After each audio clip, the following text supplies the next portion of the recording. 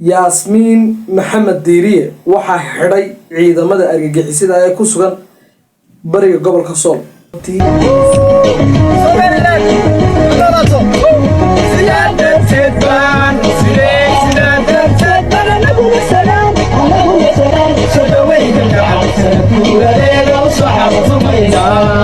sidoo kale ciidamada qaranka Jamhuuriyadda Soomaaliland kamaadooskooda ama militariga Soomaaliland ayaa madaxweyne Muuse Biixi iyagu ka codsaday iyagoo jiidaha hore ku sugan in uu ciidanka madaxweyne Muuse Biixi uu amar siiyo oo uu galab u wanta yiraahdo daqiiqadaha soo socda waxaynu ku eegi doonaa laba qodob waa tuma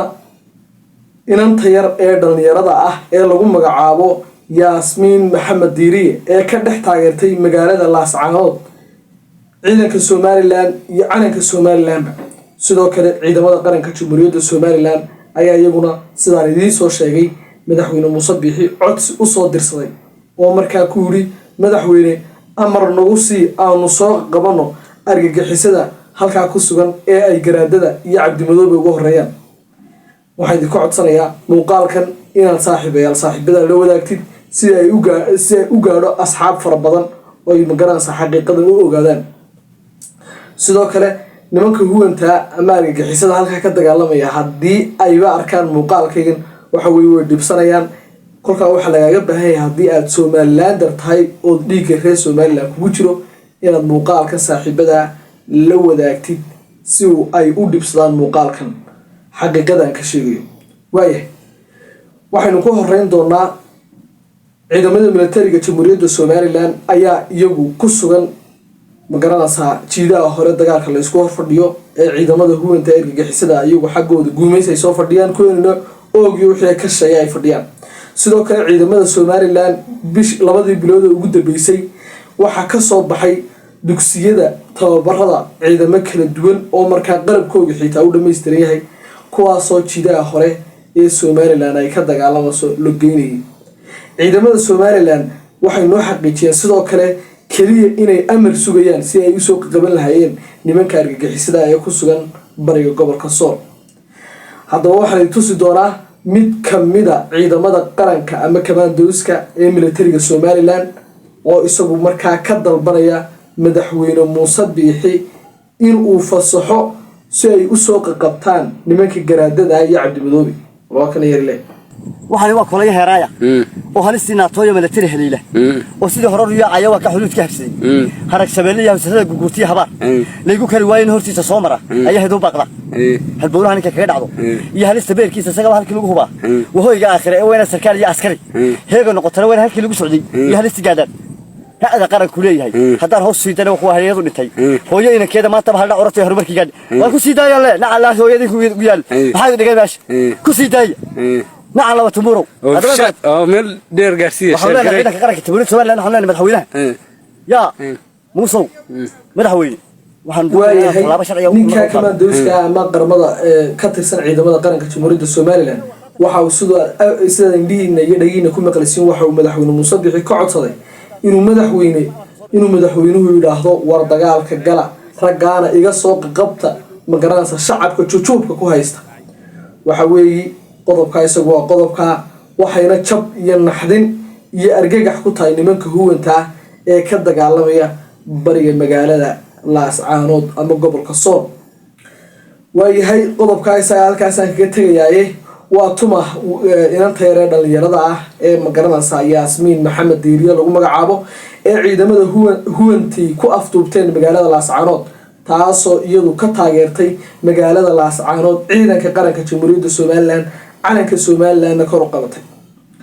waayahay sidoo kale nimanka huwanta warbaahintoodu waxay sheegayeen Yasmin Maxamed Diiriye iyo qaar kale oo la midiba inay ku daba joogaan iyagana ay xiriir doonaan taasi waxay ku cadeynaysaa in shacabka dhulbaante ama magaalada Laascaanood shacabka majority ka ah waxa weeye in jujuub lagu haysto oo ayna nimanka argagixisada ayna doonayn inay maamulkooda ay ku sii hoos jiraan tani sidoo kale waxay ku tusinaysaa in magaranaysa shacabku ayna fikradooda dhiiban karin ama waxay iyagu doonayaan ayna sheegan karin saasoo tahay haddii qofkii waxa weeye waa carjuuq oo hadal haddii kale oo jeelkaanu jig kugu siinana waayahay bal waxaan idinla wadaagi doonaa muuqaaladii ay iska duubtay yaasmiin maxamed diiriye oo iyadu maanta ku xidhan saldhigga magaalada laascaanood oo ciidamada huwantii xidheen ama argagixisadii taasoo soo qaadatay calanka somalilan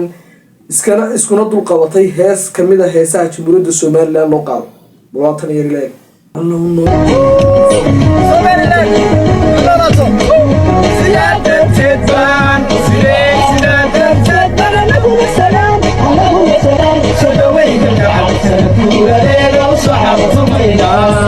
waayahay muuqaalka aad ila arkaysiin waa muuqaaladii ay iska duubtay yaasmiin maxamed diiriye ka hor intaan lagu xidhin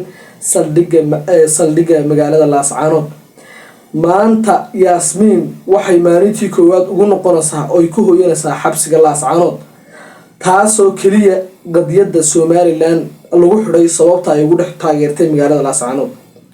haddaba daawade miyayna tani ku tusinayn in shacabka dhulbaante ama shacabka ku nool magaalada laascaanood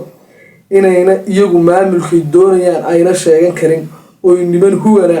oy garaadadu hogaaminayaan ay kusoo duuleen calankoodii jamhuuriyadda somalilan iyo ciidankoodii jamhuuriyadda somalilanna kala hoos baxeen waxaweeye shacabka dhulbahanti waxay u baahan yihiin badbaadin deg deg ah si ma garanaysa calanka somalilan iyo ciidamada somalilanba bartaa loogu beero haddii kale tani way sii fidi doontaayoo waxay noqon doontaa in shacabku mar labaad ay iyagu qorigooda qaataan iskana saaraan nimanka garaadada iyo sidoo kale ciidamada uu cabdimadoobe ka amar qaata oo ay la dagaalamaan kabacdi ay iska saaraan oo ay calanka somalilan ka taagaan waayahay durtaba iyagoon ma garanaysa sanad jirin ayay dadkii xabsiga ku gurayaan haddii ay ma garanaysa haddii ay inuu damiir leeyihiin shacabka may xidheen ee waxaweeye afkaar bay ka qaadi lahayeen ama afti bay ka qaadi lahayeen kolkaa hadba dhankii loo bato ayay iyagu markaa ma garanaysa ay raaci lahayn laakiinse cabdimadoobe iyo nimanka garaadada sheeganaya waxa u aftuuban shacabka dhulbahante ee ma garanaysa bartaa deegaan ahaan iyagu leh waxayna u baahan yihiin in ciidamada qaranka jamhuuriyadda somalilan lagu sii daayo si garaadada iyo cabdimadoobe looga soo qabto shacabkuna markaa wixii ay raalli ka yihiin ama ay ku qanacsan yihiin inay helaan waayahay saaxiibayaal taasna waxay ahayd yaasmiin maxamed diiriye oo lagu xidhay magaalada laascaanood saacadihiina soo dhaafay taasoo ku dhex taageertay ciidamada qaranka iyo calanka somalilanba magaalada laascaanood